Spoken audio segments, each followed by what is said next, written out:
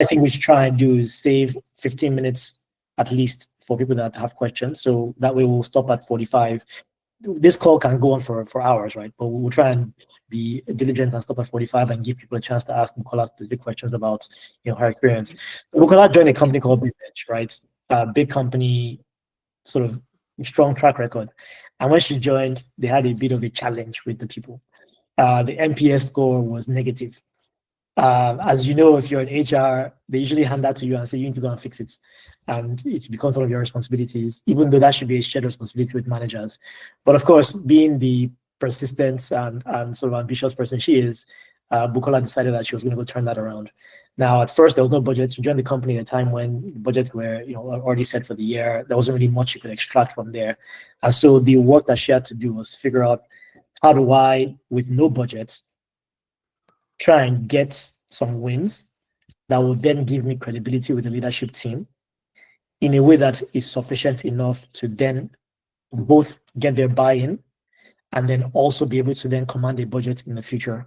And she has done this excellently well. We went from in minus 11 NPS over the course of a few years, minus 6 NPS to 11, which if anybody knows how NPS scores work, the Net Promoter Score, going from negative to positive already is massive. Then from 11, we went to 30, and then we hit 50. If you look at companies like Apple and Microsoft and a few others, the NPS scores are, hovering in that 30 to 50, 60 range. So Bukola has basically enabled Bisedge to take its NPS score to a level that competes with some of the best brands globally. That is huge. And of course, in doing so, she then has leadership buy-in, is able to get a seat at the table, is involved in pretty much all the very senior level decisions, and now is able to get things approved by just sending an email out, right? Doesn't mean she'll always get a yes, right? Nobody ever always gets a yes. But for many of the major initiatives she's working on, the answer comes by email. It doesn't require 10 hours of presentation. So Bukola, we need some of the secret sauce. We don't want to get the high level. We want the real deal. People here in 6 months, they should be able to say, I went to this webinar and I went back to work, and 6 months later, I'm finding myself able to get budgets, get approval, get things done, and execute and drive value. So how did you do this? Put us in your shoes, right? You joined the company. Like, what were you dealing with? What did you have to do? Okay. All right. Thanks so much, Seni. Hi, everyone. Good evening again. And thank you so much for honoring the invites. I'm just a small girl with a big God. We do say it in Nigeria, yeah? And I'll just go straight to it so that we have enough time for the question and answers part. So it wasn't as if an ENPS score was handed over to me. None actually existed. No one even knew anything called ENPS in the organization, not even the HR team I met on ground. No shade, actually, right? But it was we just come to work, we focus on operations. The business was expanding very fast, and it's understandable because so much was happening at that time. But for me, when you have HR business partnering experience, of course, you would come in with a different approach and an outlook, yeah? So by the time I was trying to understand what has been done, what was before I came on board, I'd seen all of these amazing initiatives that he had in different presentation slides. I almost thought I was in it, actually. I was really scared I might not be able to keep up with the expectation or the experience that people might have had before. And then I wanted to know what the ROI was and what the experience was. And then I hear there was no ROI. Why? We never even executed all these initiatives. Now, I joined towards the end of the year when budget clearly, was already wrapping up. We're trying to close the books and all of that, right? So it was a case of there was no budget on ground at the time, right? So at the time, I wasn't looking at finding wins, all of that, all of those things. I think what I just need to say very quickly to everyone is always work in HR with the business in mind. Once you understand the business, and how do you actually understand the business, which is what helped me in my first 3 months. So I moved from being a -6. Okay, how did I get to -6? Let me just backtrack a bit. Yeah, I taken the survey. I wanted to have an idea of the pulse in the organization. Of course, I spoke to management. I knew what their pain points were. I knew the first few things I needed to do, right? All the low-hanging fruits. So please, that is very, very important, because you need to listen to management. You need to strike that balance between management and the people. So I started with management first to understand what their pain points were. And in order to actually manage the people as well, I needed to speak with them through survey. Yes, so I sent out the first survey ever pushed out in Bisedge. Started with me. right? And when the results came back, I had over 30% response rates. Yes. And when I got all of that, it will take a lot of work, really. You have to roll up your sleeves and get your hands dirty by reading every information, every question, what depending on kind of questions you also draft. Please, let's not go for just anything you will see online, because you need to also quickly speak to all the business heads and business leads and understand what the issues are, to be able to even craft out a question to hear from the people. Because I had people across Nigeria, not just at the head office here in Lagos. So of course, I needed to use the survey as the tool by which I can get all that information in one breath. And when that was done, I had to read through everything, and that was how I started. Now, I joined towards the end of the year. Can I interrupt you really quickly, actually, because by the way, really I might jump in. There's a quote from you yesterday that I thought to myself, it's like I feel like I know this, but it's not conscious in my mind. And you mentioned that most times when people run these surveys, they try to get 100% response. Then they allow leadership to tell them that they have failed in getting the adequate number of responses because they didn't have 100%. It also means that it's not disturbing every employee. You must fill it out. Everybody must fill it out.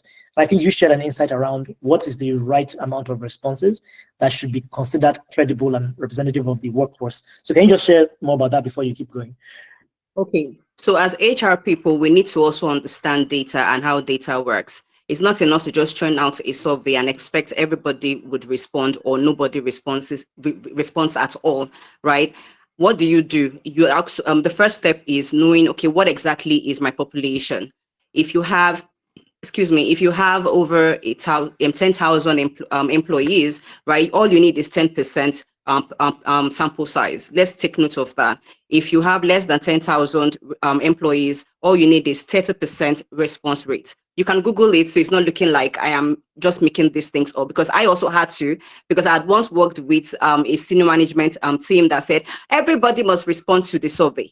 And I needed to know so that I'm not just wasting my time and burning my back and getting everybody on it. And then you market it on your head for you to even get those 30% to even respond to you. So yes, that was what I used in getting the data I needed. Do you want me to continue? Key influencers in the company also kind of responded that way. You could also, kind of back up the fact that the voices that needed to be heard were also heard, right? Oh, yes, that's very, very vital. We always use the word sponsor. It's not just for you to have a sponsor for someone that would drive your initiative. You need to also have sponsors within the department. Well, we call them influencers, right? Across functions. There are people, key people. They don't necessarily have to be the HOD. It can even be someone who is actually the last man in the team who has influence at the top. You never can tell. It's just for you to be very, very vigilant and know who is who and who you can actually leverage, their influencing skill within the organization. So that was what I did. Once I had the 30% part, I also had to figure out those people, and those were the guys I actually used in marketing some of my initiatives, because I'm the new sheriff in town. I don't know anybody, so of course I needed backup very, very quickly. Okay, I'll let you keep going. I just want to just segue there and make sure that was the one insight I took away from yesterday as well. So okay, so after that was done, like I said, you have to roll up your sleeves and get your hands dirty to really understand what people are saying and what they are not saying. It's very, very important you're able to decipher some of those things. And once I did that, remember, I still don't have a budget. I've not spoken to management at all.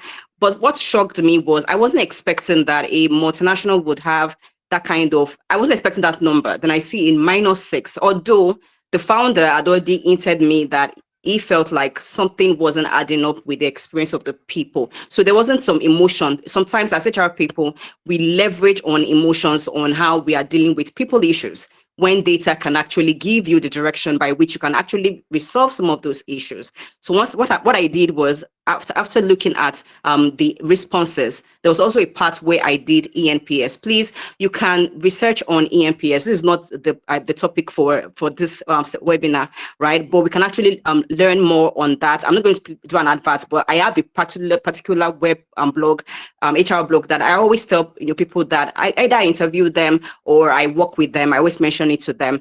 But if Seni wants me to share, I will definitely share that. But that's where you can get. Yeah, so you can go to AIHRI SPHR.com. For anyone who hasn't paid attention to that blog, it has a lot of information there. And that was how yes, exactly. That was how I started and understood what ENPS was all about. So by the time I did that and pushed it out in the same breath, I realized that we're on negative of 6. But there was nothing to panic about, right? My intention was, okay, let me just focus on the things that employees were speaking to that was not based on a budget, that would not require me going to management to say, I want to spend. Remember, when I first came, I realized that there were a series of presentations that had budget or budget requests on them that was not attended to, was not approved at all. So I knew that from a knowledge insight, I would not go through that same route. So I focused on things that were important first to the employees, that would not break the bank. I will not speak to what those things were. So everyone is here from different organizations. You need to listen to what the people are saying. But if you craft the question properly at that point. So once I did, yes, in there real quick, and maybe you'll address this as you go. So you can actually defer it and say you get to it later. I also think that a lot of times, and this is from when I was doing more like advisory and consulting with companies, a lot of people will tell you that at the end of the day, look, it's just people want salary increase. And I suspect that that's not always the answer to the question. In fact, in many cases, it's not the answer. So as you speak to the ways in which you approach this, I'd love you to just share your thoughts on how do you think about things that are non-salary related that you can also do, and how those things are tied to sharing what people want. So you don't have to necessarily say do ABC, but just your process, understanding people want something and you can deliver some of those things that are not money related without necessarily going into the specific thing itself. Because I think all of us here probably have situations like that at work as well. Yeah. So sometimes employees will want something, but still listen all the same. Human beings are insatiable. They would always ask for everything, right? So at least have the information and put it somewhere. We've talked about data being life. So just have it and put it somewhere. And you know that this is what the people are saying. What are they saying? And it's from engagement again. If you notice that more than 50%, I'm just throwing that in the head now. If a lot of people, majority of the people are speaking to salary review, then what's going on? Does it mean that maybe the policy says it's meant to be done on an annual basis? And since the business has started, we've never done or followed through with that policy. So you have to ask leading questions for every of the insights that you get, so basically I think that's it. Then also, okay, I thought you were going to intercept again. No, I think we're good, because I think from our discussion, it did come across to me, and I think this was my own experience in the previous company where I did something similar in terms of having a big MPS jump. It was everything except salary even that drove the biggest impact, right? There were so many small things that drove the biggest impact. Salary also helped, but if you did the salary without those other things, I think you still wouldn't have had the same outcome. And I think from speaking to you as well, there was an element of there were many other things that were non-financial that actually also made a big difference, right? Would that be correct? Yes, I'm struggling to actually mention those things. Yeah, you don't have to mention them. Right. But like I said, right, once you put out the survey, please take the pain to go through the answers and hear what the employees are saying, right? And then you can actually focus on the things that are salient and then just address them if they are within the power of HR to do directly. There were things that I just did without having to go to management. But however, I was putting my own to, I needed to get their trust, to get a budget eventually. So I would work on those issues, solve them, and then I just moved on, to be honest. I just worked on this thing. I felt like they were standard in an HR department that they needed to be done, and after that was done, I then churned out the next survey. For us, we do it every quarter. For anybody here, you can decide to do it on an annual basis. It can be biannual, it can be quarterly, whatever rocks your boat. If it's a very, very small team, it can be monthly too, so that it can form part of your,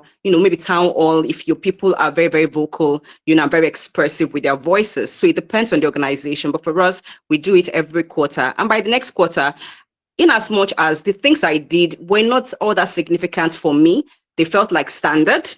I'm being honest here. They felt like standard for everywhere I'd worked. It wasn't a big deal for me. And then I was hoping that, okay, at least we'll move from -6 to it may be a 0 for anybody who has an idea of how ENPS moves. And then I noticed that we moved from a -6 straight to 11. That's like a 17+ jump. I wasn't expecting that at all. So it showed, and it really encouraged management to even ask questions like, what is ENPS? And that's when they started listening. what is ENPS? What's the need for us? Oh, we need to do X, we need to do Y, we need to do Z. I didn't even have a budget even when we started out. By the following year, remember I mentioned that I joined towards the end of the year, my first year.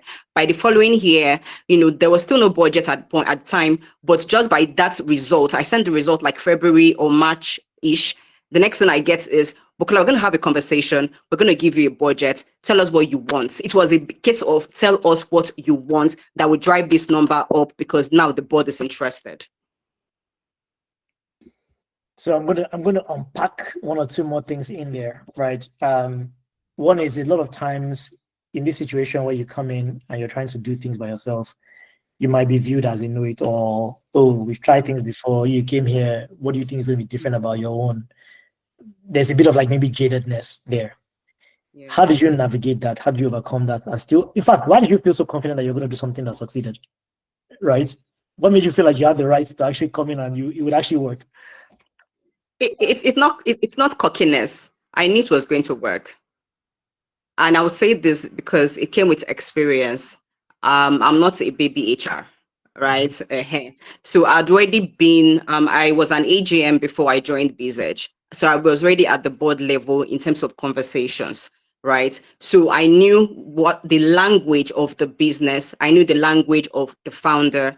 I knew how to be able to, lead those questions. In fact, it's more of a case, I don't need you to give me a seat at the table. I would take a seat and I will go to the table myself, right? That is the strategy by which I work. I don't need you to give me a seat, because what happens with people is people are asking to have a seat at the table, and that's HR. We keep asking to have a seat at the table when you can even get your own seat and then just move and go to that table. But if you go to that table, you need to come correct. You come correct by understanding the business very quickly. If you join a new organization, it's not about setting up the HR department and you're focusing on policies, you're focusing on forms and all of those templates and No, you are understanding very quickly how the business works. How are all the functions, how do they cross over each other or intertwined and all of that?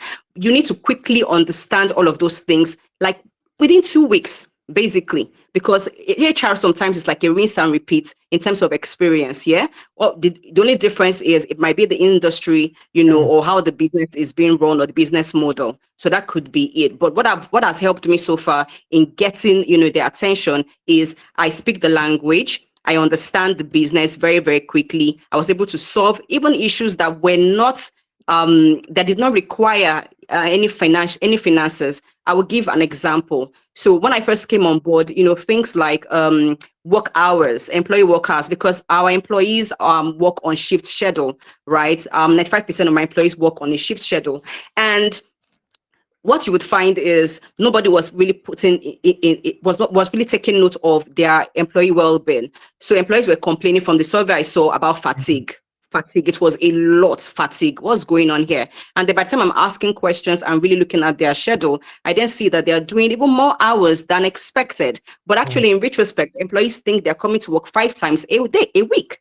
Whereas they're actually doing more hours than expected based on ILO standards, based on labor law standards, and all of the. I made just a very quick change, by having conversations. It took a lot of meetings. So, yeah, you need to be able to get your no, and then make sure you get that yes. So always go to those meetings knowing that you most likely, sorry about that. It all came in. Yeah, you most likely get a no. And know how to quickly, react to that no right there on the spot, because you might not have senior management's attention every time you want it, right? We know they are busy people. So when they say no, you have a comeback almost immediately, and you can give them reasons why they need to work on X, Y, Z. And we changed all of that, to be honest. And that was part of the things that moved it even to a +11. What did I do? I also gave employees a voice to be able to choose if they wanted to change the number of days or the number of hours. Yes, I gave them the right to, come up with, the decision around, and we did it together jointly, and that changed the game too as well. Yeah, look, I think one of the biggest takeaways there is, no matter which company people are in, there's some things that are going on there that are maybe more unique to the company, but the only way to understand what the problems are is to actually ask the people that have the problems. You hear from them directly, and then you can tie those problems to some particular more company-wide issues or company-wide outcomes. What does NPS mean? NPS means employees are more engaged. NPS means employees are more, probably more productive, probably more putting more effort to the work. Maybe customers are experiencing that. And then you find out by actually doing the survey, when you get those issues, you now know what to focus on. So focusing on the right issues is actually the biggest thing. And to your point, you can't know from outside that the issue is the work shift or work schedule. I think in my situation, at some point in the past, one of the biggest issues we saw was people feeling like they didn't have the right work tools.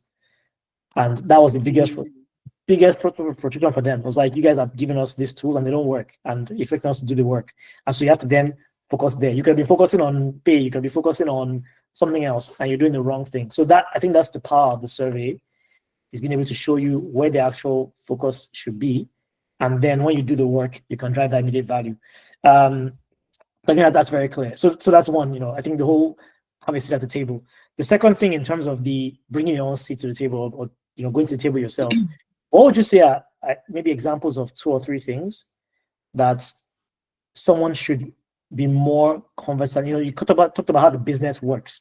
So if somebody on this call today was thinking, okay, what, over the next 3 weeks, over the next month, I'm going to immerse myself a bit more in how the business works.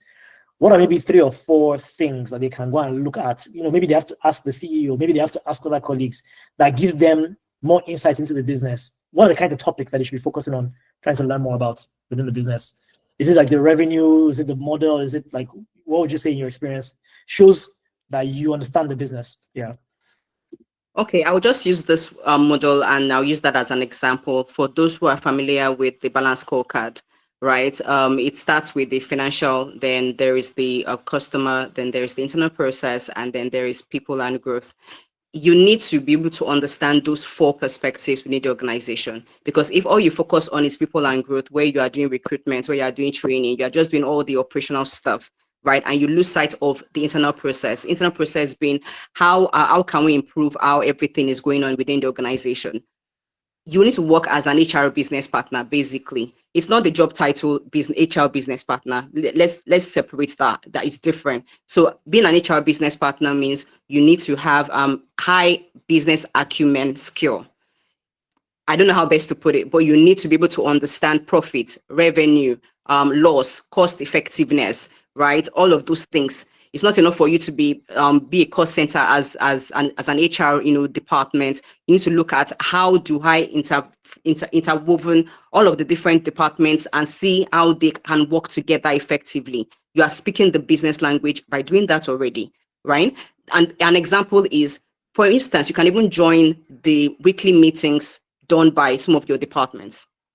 You even have an idea of what they're talking about. There is nothing hidden. They're talking about how the business will move forward, right? Join those meetings sometimes, just once in a while. That was what helped me, that I quickly understood the business from the eyes of every department.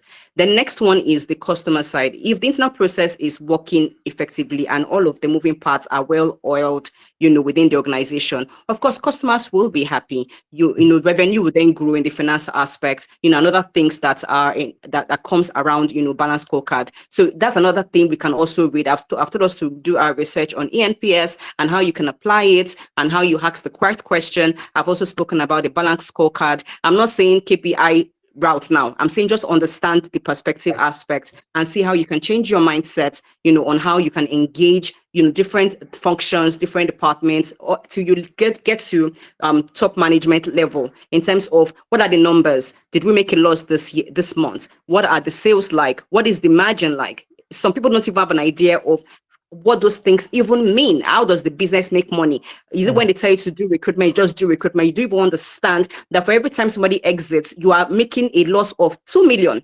Do you know what that means? Or you just want to fill the role quickly and you're only focusing on time to fill, and you don't know how it applies top level.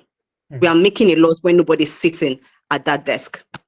I think that is amazingly insightful. And I suspect this also then connects to how you're able to then get the right approvals and the budgets and everything else for future initiatives, because you're saying when you then propose something, if you're grounded in the business, you can then contextualize why that thing is important. Is that essentially the equation there, right? Like, if you understand the business and you know how to position things properly. I think what I would say is it's not enough to be an HR person. You need to wear the HR hat, that thinks like the owner of the business. That's the game changer. So whenever I'm coming up with an initiative, a policy or whatever, right, I'm thinking in the shoes of the founder or the C-suite and say, okay, what is the problem? I have identified the problem. I'm looking at what the risks are, and then just also coming up with what the cost will be. Those are the things that people need to do. It's not data analytics of Excel, and we are looking at time to fill, time to hire, quality of hire. There are bigger things we should be talking about when you want to have a seat. If you want to be given a seat at the table, you need to wear that hat differently in itself, right? By speaking those languages. So I hope I answered your question, by the way. You did. I think this is fantastic. I feel like I have a lot more, but we're approaching that 45-minute mark. Let me do this. Because of everything you're saying right now, I know I said I was going to talk about this special offer, but actually I want to talk about it now because it is so relevant, and I think it actually makes sense to do it now. One of the things that we realized as we were building Talstack was that even the HR people that we're trying to bring on board to help us win over customers, right? So our primary counterpart is an HR person. We sell into HR for the most part. And we realized that at times we're coaching them on how to sell Talstack internally, or we're coaching them on how to think about the ROI of like training or learning or performance management or all these different things. And so we started building HR courses for HR people as well. And so I think with this special offer, let me just actually mention it now, which is normally we give a 7-day free trial on Talstack when you sign up. So you can do that. But we're going to extend this to 30 days just for people on this call. There's a link right there, which we'll paste into the chat as well. You can log in, you can click on that link, you can sign up for a call with us. We'll give you 30 days free trial. And two things will happen. One is we can actually allow you to also give 10 people in your company this free trial for 30 days. But also, I'm already looking at some courses that we have on the platform for you as an HR person. We have a course on finance for non-finance people. I think Bukola just mentioned right now, you're understanding the business model of a company. I think that's a really important course. There's a course on managing upwards, because you're going to have to manage people that are more senior than you and people that are, executive level, and how can you take all these things that you want to do and manage them. There's a course on improving HR effectiveness, right, which I think is also relevant, and there are a few other ones as well. So I think even for this room, there's some content that you can also take, and then you can also give 10 people in your company free access as well, right? Now, the reason why we extended it to 30 days is because coming into this session, we realized that one of the important things Bukola was saying is that you want to see the impact. You want to see those quick wins early. If you give you 7 days of free trial to Talstack, then all you're getting is just like, I guess just test it and play with it. 30 days free trial, you get to actually do the courses, and you can walk into that next meeting and ask the right questions about finance and budgets. And they'll be looking like, okay, this person is sounding different. People take you a bit more seriously. You take the next course on managing upward and you come in there and you manage them more effectively. They're okay. You take a few more courses and you can do that. And so in those 30 days, we can work with you to design a learning path for you and the teams. Maybe you want to put your customer success team. Maybe you want to put your manager. So we'll work with you. We'll design a learning path for you. And we hope that when 30 days is over, you get some clear results that you're like, okay, this actually helped me to work. So free offer for you guys, 30 days offer, free access to Talstack for you and 10 people on your team. We'll probably limit it to 10 people on this call, because I'm sure my sales team, if they hear, our marketing team put this together. If our sales team share that are giving free, all the work they're doing, we're giving away free access, they'll come and hang all of us. So maybe we'll limit it to the first 10 people that use that link. So link is in the chat. Feel free to click on it. Because I felt like this timing was just like you almost like you lit up the discussion for me, because that impact, being able to show the impact, being able to show those early wins, being able to, even yourself as an HR person, yes, you're enabling the company to be more equipped. You're giving them access to learning, but you yourself have things you can do to improve how you show up at work and get a seat at the table and win that leadership buy-in. Okay, so with that said, let me pause. Let me see if we have questions from the audience. Otherwise, I'll keep going, because I have questions for Bukola, even just for myself. Are there any questions? You can either type it in if you're feeling a little bit less open to speaking live, or you can unmute yourself and ask the question. Our experience on these webinars is always that it takes a few seconds or a minute or two for the first question to come. And then in the last 2 minutes of the call, like 10 questions coming. People get more comfortable speaking and asking questions, then like, oh, why are we ending the call? So please save yourself that last minute agony and just ask the question now. If we don't get any question in about a minute or so, I will then keep going. I'll keep asking Olubukola questions. Okay, 10, please go ahead. I see your hand is up. Hi, Seni. Hi, everyone. Thank you so much for this. I think my question is around, let's say you've captured the business angle and all of those things, but you're competing with other priorities. So in a case where you're dealing with smaller teams with really ambitious goals, and some of the HR, DI learning type issues might not be priorities for them. So how do you navigate that particular issue? You've come correct in every way on paper, but now you're competing on time and their priorities. Any tips that you can give to kind of navigate that? Can you rephrase your question so I'm clear? So you have come correct in the way that we've talked about. You've understood the business. You have the financials, even as an HR person. But the teams that you're working with have what they consider higher priorities. Sometimes in HR, in other things, maybe I am in learning and development, might be things that are considered lower priority. So is there ways to kind of navigate that, or something you have learned along the way? Okay, I would give a shot at it. I want to be sure that I understood what you said. Are you speaking about, yes, you've got a management buy-in, you have everything working fine, but the departments or functions that you support or you enable as HR have other priorities? Is that what I heard? Yes, and sometimes even from the leadership point of view. Okay, all right. So now for those, so it starts with the business goal, the big picture. If the big picture is flawed or is absent in terms of it being cascaded from the top down, to the last man in the organization, you would then have people working in silos. You have this department just doing their own thing or just working according to the direction of another, maybe C-suite, as against we are all working together collectively, as different organizations coming together to achieve the overall business goal. So there shouldn't be any organization, there shouldn't be any department within an organization that feel that they have higher priorities compared to what the management thinks or what the organization or the direction the organizations are going through. So the first thing, it needs to be fixed really in terms of, okay, what are the things that are driving that department and how can that conversation, you as HR now you are aware, yeah, you need to take it to the top and see how you can marry whatever they're discussing, back to it so that everybody still falls back into it as against just segregating them and think they're not part of the organization. If you get what I mean, right? I didn't catch your name.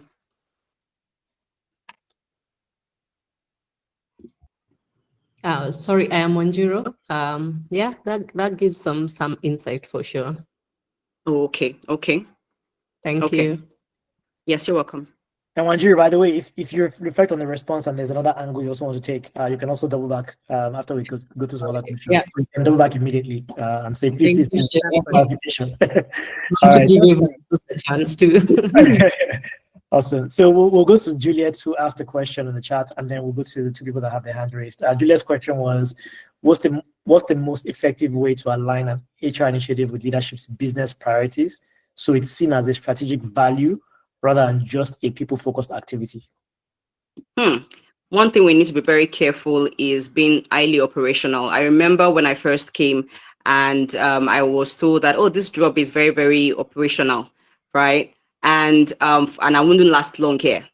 So it's one that already assessed me and said you wouldn't last long here, right? So one of the things I did was, okay, so I needed to understand the business direction at the time, right? And that comes from speaking with the owners of the business. And you're not just speaking and saying, "Sir, I want to see you." No, you are speaking from the angle of you've spoken to other departments, you've read the JD, you understand the JD, and you understand how different roles, are interacting with each other org-wide.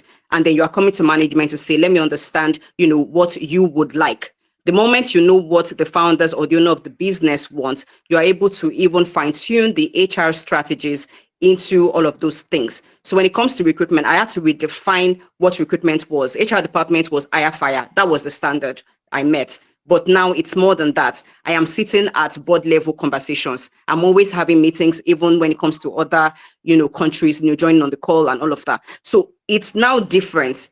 You have to be the one to change it. And the only way you can change it is if you have a seat at the table and you understand, and you yourself, you are a strategic HR player. But if you also come and you're highly operational, they would easily sense it. It only takes one conversation with you, and people can already make an impression and can place you very, very quickly on the type of HR person that you are. So please, let's develop ourselves prior, right? If we really want to sit at the table, you need to show that you've got the competence, you've got the skill, you've got the ability, and you have the grace to be able to sustain, all of the grits and the and all of the pain that comes with having to discuss with management, the politicking and all of those things. They're not negative things. They're things that you just have to learn as you climb up the ladder, right? That's the way you can actually stay, and ensure that you as an HR lead, you keep your department, highly strategic, away from the operational aspects of it. And I think because this ties directly to even what you were saying earlier in the conversation, where, and maybe it continues to, it's almost like the discussion continues to connect to itself, right? I keep your point around understanding the business priorities, understanding the strategic priorities for the company, because ultimately HR shouldn't be doing things that are just HR. And if the way it's being communicated is, okay, the company's goal is to achieve, 3x, whatever it is, or to expand into a new market, or to do this other thing. And as part of that initiative or that strategy, I have this initiative that will get us there. By default, already the connection is straight. It's a very straight line, and then people will see it different. And I think I'm guilty of in the past also been on the other side of saying no to my HR, sometimes my HR people. But I had one HR that I worked with, and I think it was the moment where my relationship with HR completely transformed. Because she would come and say, look, at the last management meeting, I heard you guys having this debate. And I thought that there's a way that HR team can support us with getting to the right outcome there. As a result of that, I went and did this work, and here's what I proposed. And here's how what I'm proposing will help us to drive this company-specific outcome that we're looking for. It made it very hard for me to argue with her. People started making fun of me that, she has my Mumu button. Anything she recommends, I just say yes. I can't say no to her. And I'm like, but can you look at what happened prior? Like, look at my previous track record. I was more balanced, right? But this person seems to be able to communicate what they're trying to do in a way that aligns to what will make me successful as well. So it's become harder to say no. So I think maybe that, your response there, I think, ties very nicely to that. I'll take the hands that are raised, then we'll come back because I know there's some additional questions as well. So Ilori, can you please go ahead? Yeah, good afternoon, everyone. And so I recently joined a company, right? And of course, I'm trying to understand the processes in the HR department, trying to understand what can be improved upon and all. And of course, just like Bukola mentioned, in order for you to understand the business, you have to be able to understand how each department works. So I know for a fact I should join, because of course the department heads or leads, they hold like a weekly meeting. They choose a day during the week that they have their meetings. So of course I know I'm supposed to join that in order for me to understand the way the business works and all. But then it's just a thing of, when you feel like you haven't even understood your own department or the way things are being done in your own department, and more or less like, oh, you've not really put your own house in order. So how do you expect that? So I don't know if that is a smart move. I don't know if it's okay for me to say, oh, let me understand the processes in my department first before then I can go out there to say, oh, let me start joining meetings with departmental heads in order for me to understand the business. Okay, so what I would say is, please change the approach.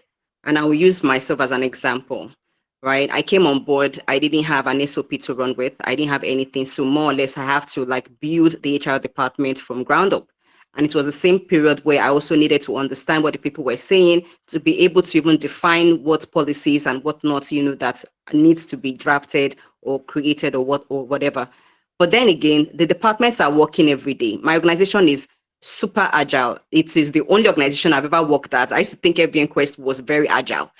Bisedge is like you snooze, you lose, right? So there is no time. Nobody's waiting for me.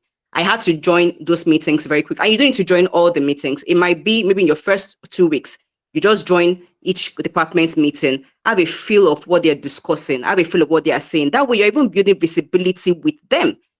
So that by the time that you're also speaking, you're also taking some of their pain points to management. I did that for some departments.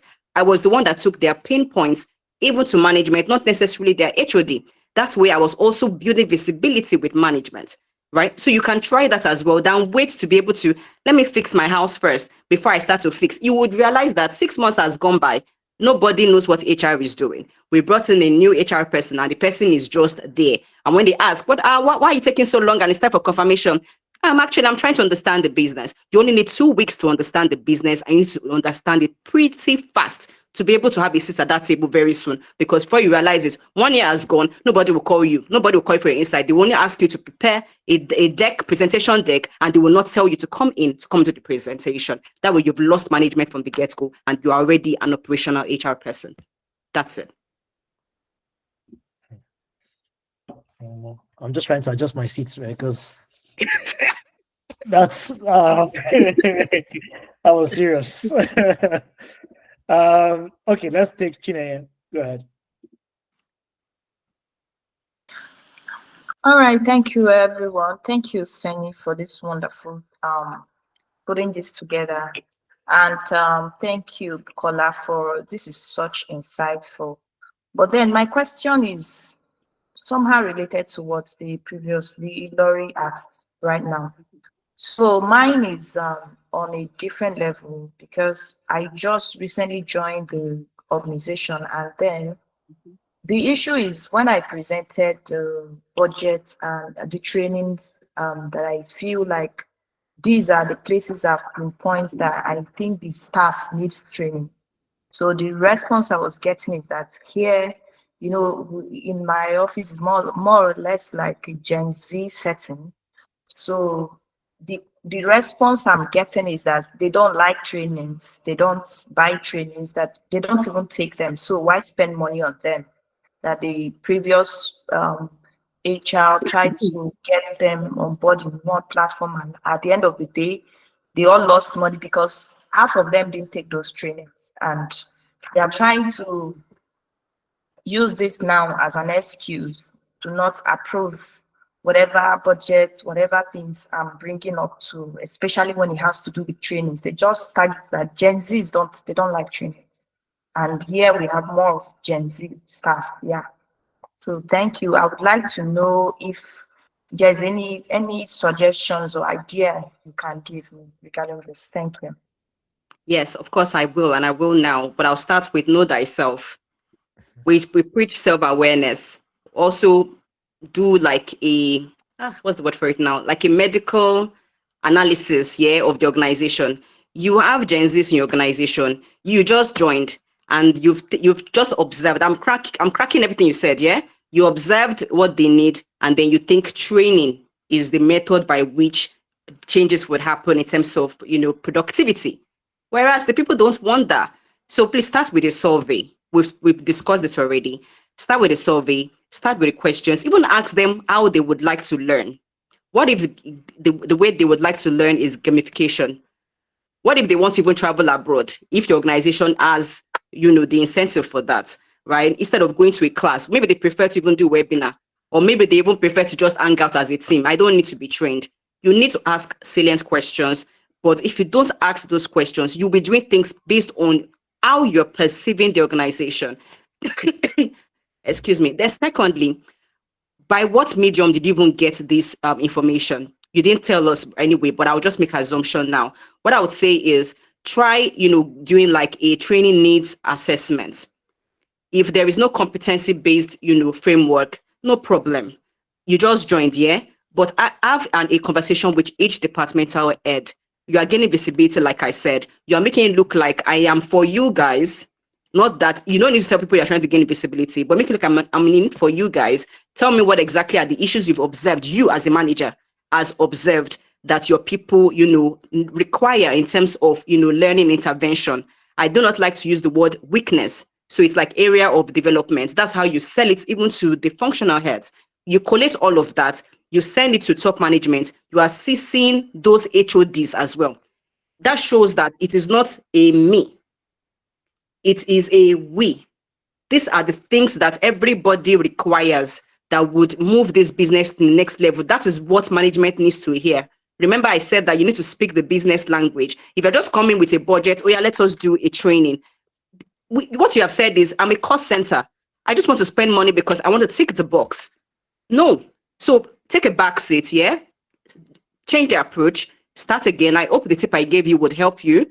But then again, if you're going to go to management with it, be sure that your business can afford to even do the training. And why would the training be necessary? What's the ROI? How will it benefit the department? How does it add up back to the revenue? If you don't understand the business, there's no way you can actually crack all of those things and present it in a data-driven manner that you'll be able to make a decision right off the bat. I hope that helps you. Yeah, Yes, thanks very much. Let me tag team on that by saying that we'll give you one free consultation where you can reach out to us at Talstack. Maybe just ping, you can email me actually, Seni@talstack.com, and one of us on the team can sit with you for maybe 30 minutes and even just help you think about how do you frame this. Now, even if you're not considering Talstack as the platform you want to pitch to your executives, maybe you have a different training you want to use. Doesn't have to be Talstack, but you're on the call today, so you're part of our Talstack family by default. We'll be happy to just kind of sit with you and help you kind of think about it a bit more. We've had to do this for a lot of companies in the past, right? By default, so we can think through to you. We can help you shape how do you communicate that, because ultimately, training just for fun doesn't drive ROI for the company in a way that's explicit. If you look at a fast food restaurant, I think I was having a discussion with someone yesterday. If you look at a fast food restaurant, they don't care about Gen Z being interested in taking training or not. You don't learn how to fry, you will kill somebody in the kitchen. So you will take the training. And so usually you need to be able to understand which trainings are mandatory, because that links to particular outcomes that are non-negotiable, and then which trainings are maybe a bit more flexible. If you're a customer success individual, it's not an optional thing for you to be trained on things like emotional intelligence, things like handling difficult conversations, things like being able to understand and read people's body language, empathy. Those are not optional trainings, those are required trainings. So if you're able to then articulate why that group needs that training based on what you've seen, customers are complaining, the customer satisfaction score has dropped, this is what we think is driving that drop, the solution we think is training, here's how we think training will help improve that score, here's what that score does for customer satisfaction, that will then reduce the number of issues we're dealing with every day. It's reduced our cost because now we're giving people less discount and apologizing, and we're losing less customers. On the plus side, there's more revenue because we get people to refer the company because the company is delivering well for them. You go into a room with an executive, you communicate that to that person, and you say, I want to spend 1 million naira, 2 million naira on customer success training. I suspect this could give us something as much as 10, 12, 20, 30, 50 million naira in return. It's very hard for the person to say no.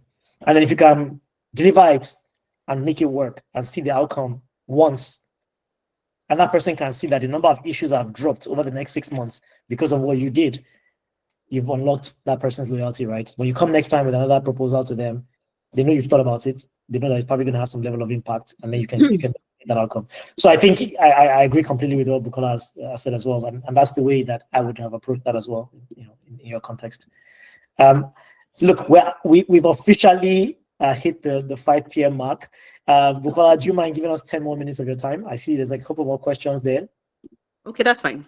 Okay, great. So I'll take one question that came up in the chat, and then I'll take another one that's from the hands raised. Unfortunately, my predecessor did not follow up with management for the training approval for the year 2025. I've since reached out to management to request approval for the training budget for the last quarter of this year, but they have declined this request. How can I get them to approve? And the approval was in capital letters. Okay, so what I would say is take a back seat, right? What you're doing is you are not going to management with the why they need to even have that training done in the first instance. Yes, you met it on ground. There was a training request, but the approval was not gotten. We are now in quarter 4. Oh, we need to do a training. That's what I'm hearing. So it's more around, exactly. So we are ticking the box again.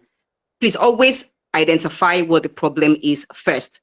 Assess the risk first. Next, rather, understand what's the need for the business and how it adds value. If you notice that, oh, these trainings that I see, yes, I can see the training calendar for quarter 4, we need to do this particular training. But then again, in terms of where the business direction is, the person who created it has left. You are here now. Does it actually align? It's the end of the quarter, at the end of the year, rather. Companies are already, working towards closing their books. You don't necessarily have to do it this year. Why don't you start again next year? So what you do is this: you start afresh. What are the performance appraisal, performance management process that you have laid down? Maybe your organization does financial year January to December, right? Why don't you start to have those conversations around, a performance review? If that process does not exist, no problem. Go straight to the training needs analysis instead. Make it sound like you're working towards 2026. Do you understand? Make it look like you're working towards 2026. Then you are getting all your information. Just as I responded to, I can't remember her name. Yeah, that's the route you should follow in terms of, speaking with management. But then again, you didn't mention if you actually have management's buy-in for even other things, and you are now coming with a cost-based initiative. If you don't have a seat at the table and you are coming as the cost center, they would now decide if they want to do it or not, because you've not come correct, when it comes to getting their attention, when it comes to people initiative that can actually lead to business profitability. I think another element I'll add there is maybe, begin to push the metrics that you think the training would have helped with now. Start socializing it. Because what happens is, if you actually think the training is important, and it is actually important, and they don't do that training, what likely happens is the metrics that you are focusing on, they'll show a red, right, or negative outcome somehow. And then that gives you a justification, because you say, well, I've been mentioning it for the last 3 months. Nobody answered me. Now I'm saying, as we plan for 2026, here's how we should think about how we can move these metrics, or move these outcomes, or move these goals by these particular trainings, right? So there might be situations where you just ultimately cannot get that buy-in right now. And I guess the idea is that you can't win every single battle in the moment, but you can win the war, right? And that war means that you can come back and say, how do I get the budget approved going into next year? I also think that a lot of companies begin to approve budgets around like October, November. So maybe not all, but some, some start having, at least they're having discussions rather. So the bigger question is, how do you then find out what the company is likely going to lock in on the budgets? What made the previous person miss that window, right? And then how do you make sure that when that window arrives, you are prepared with all the information and all the arguments you need to make? So I guess that's another element that we can think about. Okay, we'll take the last question from Confidence, and then we'll wrap it up.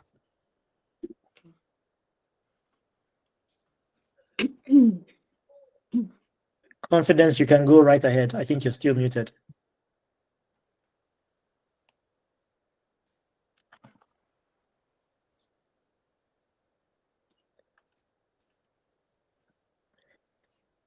Okay, I guess if there is no, I'll wait for 5 seconds just to see if there's anything there.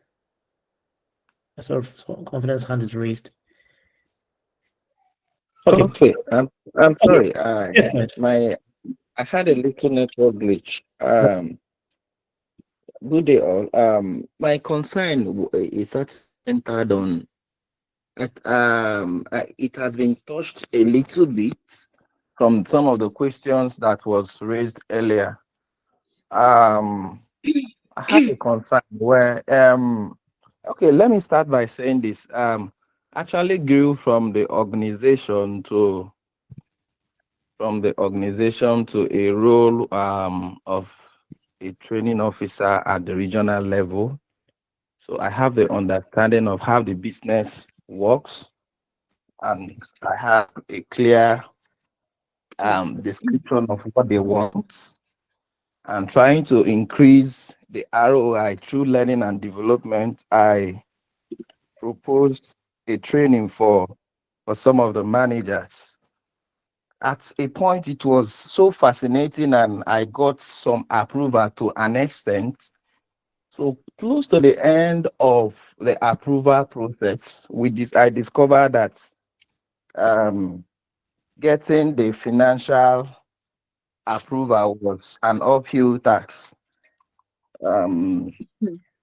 Maybe I actually maybe the major concern was having it from the top level, not from the regional level. I think that's why the approval was a little bit delayed. So a situation where I was able to, figure out things that are supposed to be done at the regional level, and I want this approval, knowing that it will improve the ROI. How do I get this done? How do I get this done? I don't know if my question is actually clear. If you want me to recap, I can as well do that. Thank you. It's clear. I'll ask you a question, but thank you for the question. I'll ask you a question so that I understand your level in the organization. Are you part of the business decision makers, or you have somebody, a layer over you and another layer? I want to know where you sit in the hierarchy within the organization so I can answer your question. Okay, I actually have a layer over me. Aha. Okay, and this layer, sorry, forgive me everyone, this layer, what's the job title? You mentioned yours, but you've not mentioned the job title of this layer. Okay. It's the entire head for learning and development at the national level. Yeah. National level. So most likely, this person also has a layer. Right? Exactly. Am I right? Exactly. So it's going to be a long trip to where is it Canaan now at this point, right? It's going to be a very long trip, and I want you to actually, have your expectations. You've done your part, yes. You've done the analysis of what's going to be in it for the organization. The onus is on the person who is above you, above you, above you. If the person who is above you, like the topmost part of it, does not have a seat at the table, no matter how much you crack it, it will never get to their ears, except you want to go over those people, to be able to go and influence yourself. But then again, remember that you've got layers over your head. Don't beat yourself up too much on it. I understand that it might be demotivating for you, having to have worked so hard on this project. You got it approved. I don't know at what level you got it approved. Was it the same decision makers that approved it, and now financially they're not providing, the funds to actually get it executed? Is that what's going on? You only mentioned good. Exactly. Yeah. So that's I've been there. Seni can testify to that because we've spoken a lot. Yes, I've been there, right? Whosoever is at the top would always have to go back over and over. You would always get a no. Even when you have it approved, it might not be your strategy or initiative that is being approved. It might be the project in itself that is being approved. There are two different things, right? So by the time the manager is coming up with these are the ROI, whatnot, it might not be selling properly to management. I'm not saying your boss is not doing a good job at, getting their buy-in. What I'm saying is, unfortunately, where you sit, yes, you need to manage your emotions, manage your expectations, manage how you work. Otherwise, you will quickly get burnt out because you feel like you're not getting management support. But that's not what's going on.